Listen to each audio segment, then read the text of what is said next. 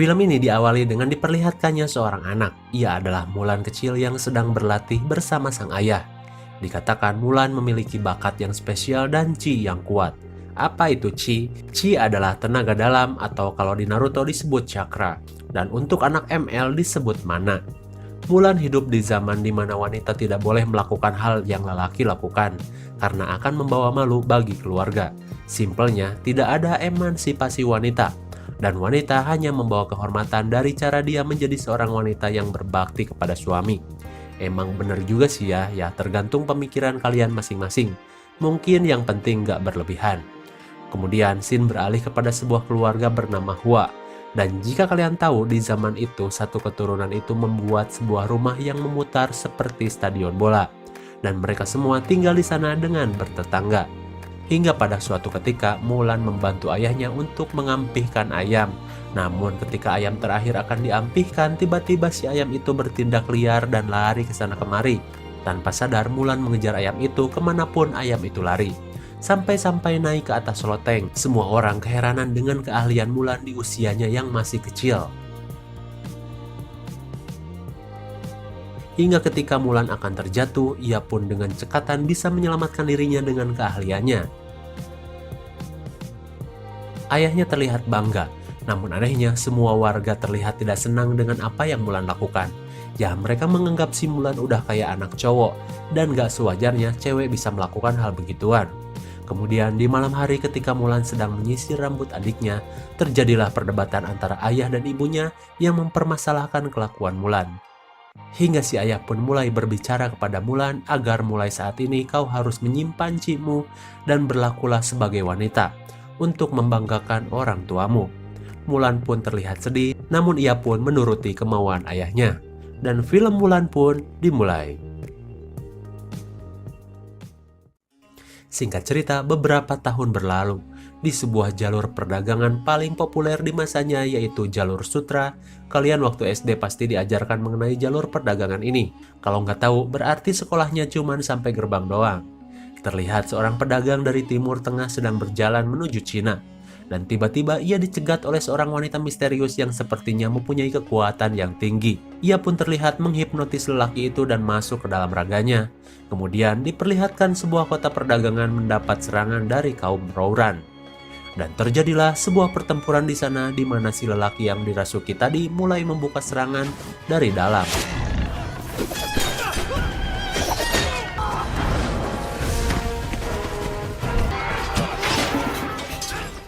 Singkat cerita, kota itu berhasil diambil alih, dan satu prajurit yang tersisa kembali dirasuki dan melapor kepada sang raja. Lantas sang raja pun membuat titah wajib militer untuk mempertahankan kedaulatannya dengan menyuruh setiap warganya menyerahkan satu anaknya untuk menjadi warrior. Dan setelah melakukan hal itu, si mage pun pergi dan terbang menjadi burung. Pasti kalian mikir ini udah kayak si Parsa. Dahlah, ML mulu. Ia pun pergi menemui Borikan, pemimpin dari pasukan Rouran, dan sepertinya ia bekerja padanya. Namun dari percakapannya kita tahu bahwa si mage itu nggak bisa ngapa-ngapain, karena hanya Borikan yang mau mengakuinya dengan kekuatan magenya itu. Karena ia pun sama seperti Mulan, di mana wanita tidak boleh mempunyai kekuatan melebihi laki-laki. Kemudian Shin beralih kepada Mulan dewasa. Terlihat ia sedang berkuda mengejar dua kelinci, sungguh indah sekali. Ia pun pulang dengan ceria, namun ia harus mendapat kabar yang tidak mengenakan setelah kata orang tuanya si mak comblang desa sudah menemukan jodoh yang pas buat Mulan, dan Mulan akan segera dinikahkan. Ia pun kemudian dilatih menjadi wanita sejati dengan diberi pakaian wanita dan didandani dengan cantik, seenggaknya menurut zaman mereka. Kalau menurut kita sih udah kayak badut festival ya. Ia pun datang ke ruangan mak comblang bersama adiknya dan berlatih menjadi istri yang baik. Dengan harus cantik, tenang, sopan, dan tidak memalukan. Itulah pilar wanita, kata si mak comblang. Hingga tiba-tiba muncullah laba-laba, di mana ternyata si adik itu fobia banget sama laba-laba. Dan Mulan pun menutupi laba-laba itu dengan teko. Namun ia malah dimarahi, dan ketika ia memindahkan teko itu lagi, laba-laba pun merayap dan terjadi kejadian kocak.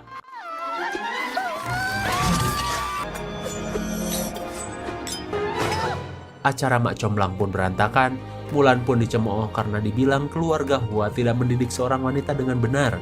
Namun ketika itu tiba-tiba datanglah utusan dari raja untuk memberikan wajib militer kepada seluruh keluarga. Hingga kepada keluarga Hua, ia pun mengencangkan pelana kakinya dan pergi mengambil surat itu. Ia bilang, kami tidak memiliki anak laki-laki, maka biarkan saja saya yang akan berperang, kata ayahnya. Namun terlihat dari kondisinya memang sudah tidak mungkin. Tetapi si ayah tetap ingin mengabdi kepada sang raja. Dan ketika mereka sedang makan terjadilah perbincangan di mana anak dan istrinya pun mengeluhkan keputusan dari sang ayah. Namun ayahnya marah dan berbicara, kau mau keluarga Hua dicap sebagai keluarga yang tidak patuh kepada titah raja. Dan Mulan pun berbicara, jika saja aku laki-laki, ayah tidak perlu kembali pergi berperang dengan kondisi seperti ini. Ayahnya pun pergi. Di malam hari, Mulan pun mendekati ayahnya yang sedang mencoba memegang senjata. Namun tentu tangannya gemetar karena sudah lanjut usia. Di pagi hari, ayahnya akan pergi menunaikan tugas dan Mulan tahu jika ayahnya pergi, sudah bisa dipastikan ia tidak akan kembali lagi. Hingga ketika ayahnya tidur, Mulan pun mencoba menggunakan pedang dengan ukiran 3 pilar, yaitu setia, berani, dan jujur. Dan karena ia tidak mau ayahnya pergi, ia pun mengambil pedang ayahnya dan juga baju zirahnya, dan kini dirinya lah yang akan pergi menggantikan ayahnya dan berpura-pura sebagai lelaki. Dan tentu tanpa sepengetahuan siapapun. Hingga di pagi hari, ayah dan ibunya pun kaget melihat baju dan pedangnya sudah tidak ada. Dan mereka berpikir Mulanlah yang melakukan hal ini. Mereka pun tidak bisa berbuat apa-apa selain berdoa kepada Dewa Phoenix. Di perjalanan, Mulan harus melewati hutan dan pegunungan. Juga ia harus melewati padang gurun yang panas, hingga dirinya tersesat dan kelelahan. Dan tersisa hanya 1 apel busuk saja, dan Mulan memberikan apel satu-satunya itu kepada kudanya. Ia berbicara, kau lebih membutuhkannya daripada aku. Hingga ketika Mulan Jamidong tertidur karena kelelahan, tiba-tiba datanglah jelmaan burung Phoenix dan menuntun arah kepada Mulan. Dan untung saja Mulan selamat dan sampai di gerbang pelatihan warrior.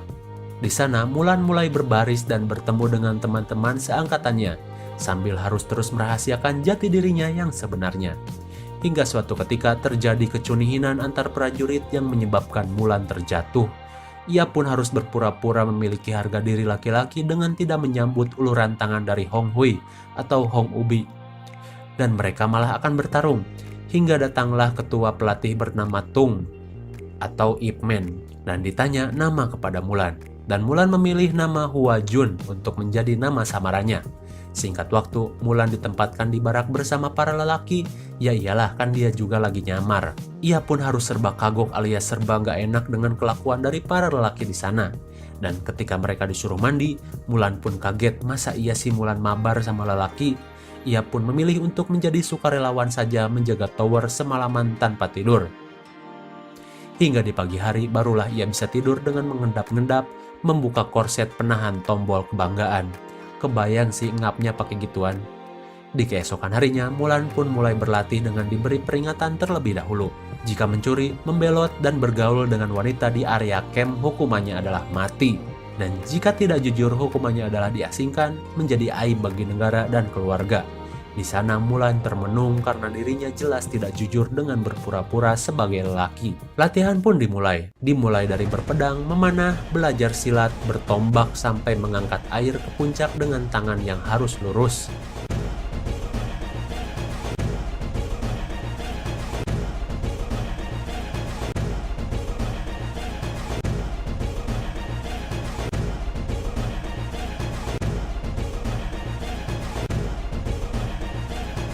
Sudah beberapa hari mereka berlatih dengan serius, hingga Mulan mulai dekat dengan si Hong Hui.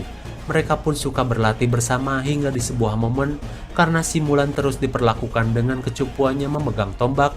Tak sadar, Mulan pun mulai mengeluarkan keahliannya yang membuat semua orang takjub.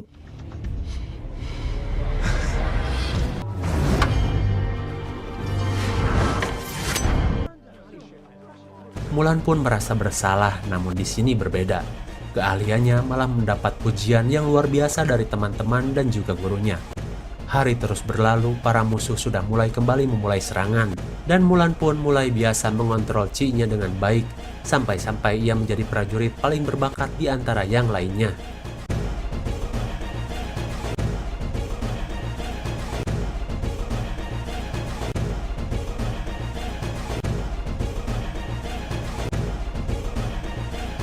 Hingga hari peperangan pun datang. Meski latihannya belum sepenuhnya selesai, mau tidak mau mereka harus siap berperang. Karena kabarnya di batalion lain sudah terjadi peperangan yang memakan banyak korban jiwa. Di malam hari mereka pun berangkat dan benar saja, banyak sekali korban jiwa setelah mereka sampai di tempat tujuan dan kini mereka pun kembali untuk mengatur ulang strategi. Tepatnya di hari esok, sebelum bangsa Rauran menyerang, mereka akan mencegatnya terlebih dahulu. Di keesokan harinya, peperangan yang sebenarnya pun dimulai. Mulan dan para warrior yang lain bersiap untuk mempertaruhkan segalanya dan para Rauran pun sudah datang dan perang tidak bisa dihindarkan.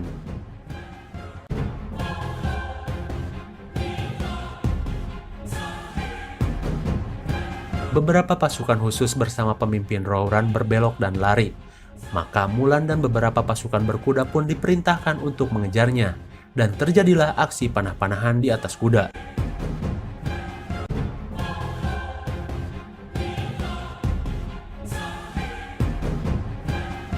Hingga semua temannya mati dan tersisa Mulan seorang. Ia pun membulatkan tekad untuk mengejar para Rauran itu sendirian.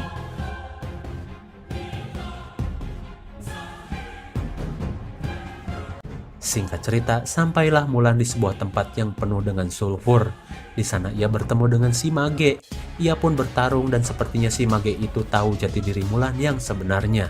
Dan bilang, kau sama saja denganku, seorang wanita yang tidak diakui bakatnya. Lantas ia pun bertanya, siapa kau yang sebenarnya? Mulan pun menjawab, I'm Hua Jun, soldier in the Emperor's Imperial Army. Is your chief.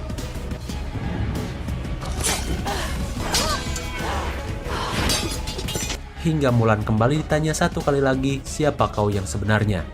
Mulan pun menjawab dengan kalimat yang sama. Soldier in the Emperor's Imperial Army. Then you would die. Maka matilah dengan kepura-puraan, teriak si Mage. Mulan pun dikunai dan terbentur dan pingsan.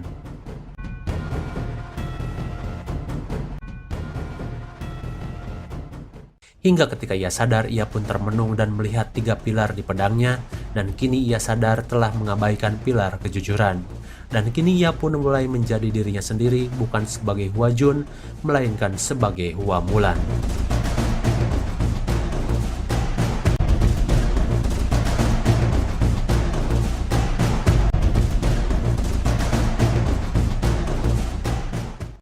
Dan kembali ke medan pertempuran dan membantu teman-temannya dengan kemampuan Qi-nya yang sudah tidak ditahan-tahan lagi.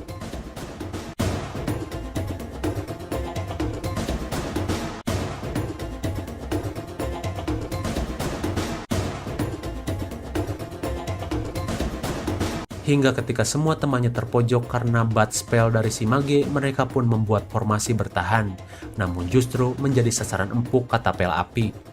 Mulan pun mulai mempunyai ide untuk melongsorkan salju di atas gunung. Ia pun mengalihkan perhatian para musuh dan es pun runtuh menyapu semua musuh yang ada.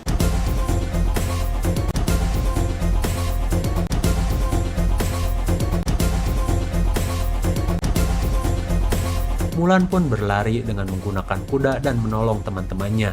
Dan akhirnya mereka semua menang dengan bantuan Hua Mulan, seorang warrior wanita yang tangguh.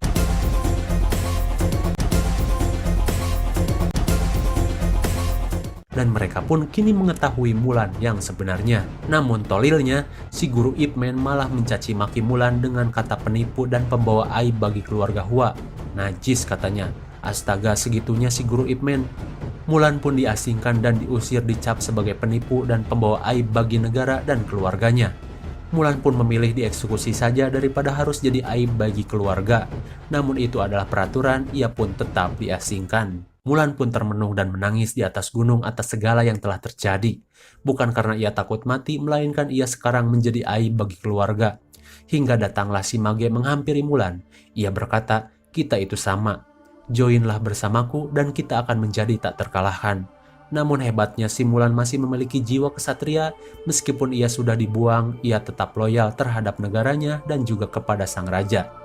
Hingga ketika ia mengetahui informasi yang tak sengaja si Mage katakan, ia pun langsung pergi menghadap guru Ip Man untuk melaporkan bahwa penyerangan dari depan hanyalah pengalihan saja dan sebenarnya beberapa orang Rauran sedang menyelinap masuk ke dalam dinasti untuk membunuh raja.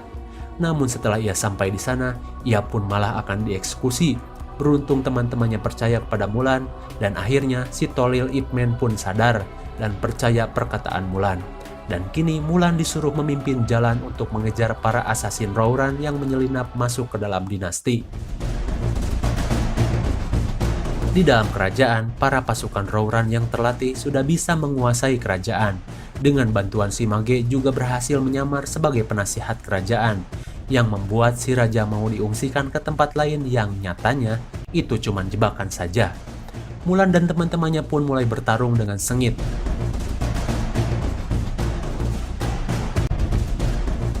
Ia pun disuruh duluan mengejar sang raja dan menjaganya. Namun ternyata si raja sudah tidak ada, dan yang ada di sana malahan si Mage. Si Mage pun heran kok bisa seorang wanita memimpin pasukan laki-laki. Mulan pun mengajak si Mage untuk bertobat sebelum terlambat, karena bila waktu telah berhenti, teman sejati hanyalah sepi, featuring Opik. Si Mage pun kemudian sepertinya sedikit sadar lalu pergi, dan Mulan menyadari si Mage itu menuntunnya kepada sang raja. Ia pun mengejar Mage itu melewati genting yang tinggi, hingga sampailah ia ke tempat penyekapan raja. Terlihat si raja akan dibakar di atas gedung bambu, dan ketika si Mage itu datang kepada Borikan, ia pun sadar si Mage sudah mengkhianatinya dengan menuntun Mulan. Ia pun memanah Mulan dan untung saja si Mage melindungi Mulan. Alhamdulillah si Mage akhirnya husnul khotimah. Dan kali ini Mulan akan bertarung habis-habisan dengan Borikan.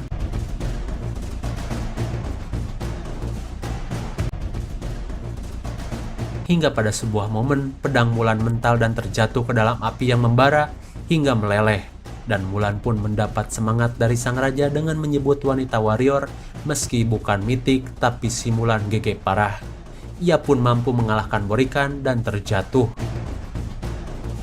Hingga ketika Mulan akan membebaskan raja, Borikan melemparkan panah terakhirnya kepada sang raja.